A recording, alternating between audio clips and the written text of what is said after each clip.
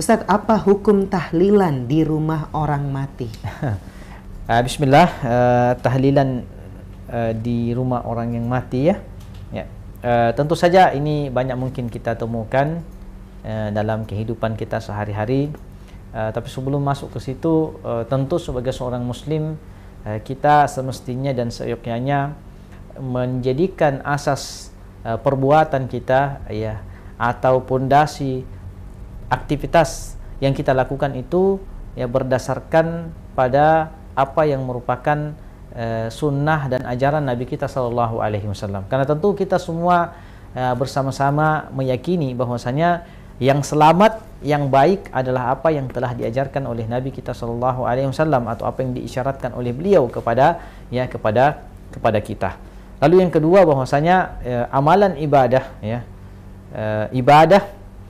hukum asalnya adalah tidak boleh kecuali ada dalil yang menunjukkan atau mendukung kebolehannya. Beda halnya dengan muamalah yang hukumnya hukum asalnya adalah mubah sampai ada yang mengharamkannya. Nah, perkara tahlilan ini ya, tahlilan ini adalah satu perkara atau satu perbuatan yang dilakukan ya, sebagian masyarakat kita ya ketika ada yang meninggal dunia. Ya, maka dibuatlah kegiatan acara-acara untuk ramai-ramai atau mengenang kembali orang yang telah meninggal dunia ini. Maka dalam beberapa riwayat hadis Nabi kita Shallallahu Alaihi Wasallam, misalnya dari sahabat Jarir ibn Abdullah al-Bajali radhiyallahu anhu, beliau radhiyallahu anhu mengatakan, kunna nara al-ijtima'a ila ahli al-mayyiti wa siyanatihi siyanat at-ta'ami minan nayaha, ya, bahwa sesungguhnya kami melihat orang yang berkumpul-kumpul, kata beliau ya, berkumpul-kumpul di rumah orang yang mati ya, di rumah ahli mayyit, lalu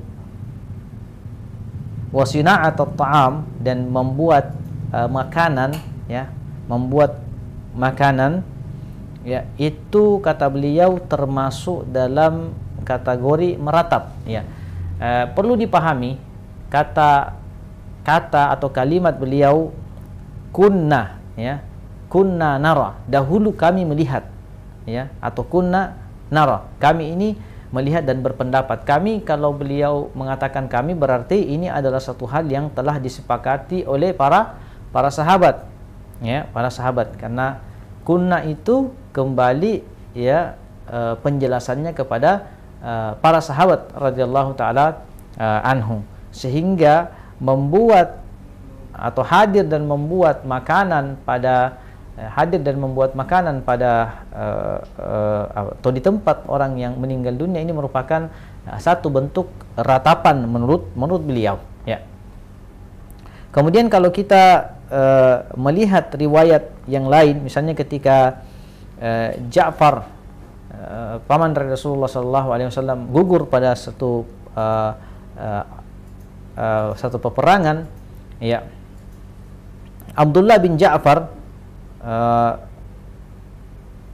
ketika menyampaikan kabar gugurnya bapaknya, maka Nabi SAW mengatakan, isna'u li ali Ja'far ta'aman faqad atahum amrun yushghiluhum ya, buatlah bagi keluarga Ja'far itu makanan, karena sungguh mereka telah ditimpa dengan sesuatu yang ya, musibah itu juga merupakan satu hal yang menyibukkan mereka. Artinya gini, seorang yang tertimpa musibah, keluarganya meninggal dunia ya, maka semestinya kitalah yang membawakan makanan untuk mereka, bukan mereka yang membuatkan makanan untuk kita, karena cukuplah bagi mereka musibah yang sedang menimpa mereka saat itu.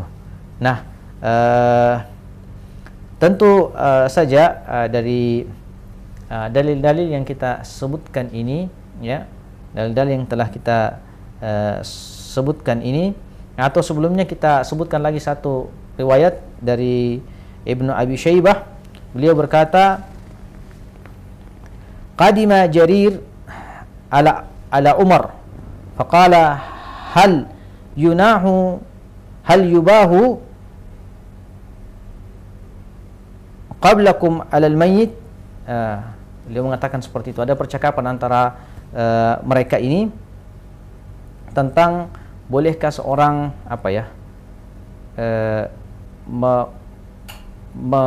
membuat makanan atau menghadiri tempat-tempat memakan makanan yang dibuat khusus untuk orang-orang yang sudah meninggal itu.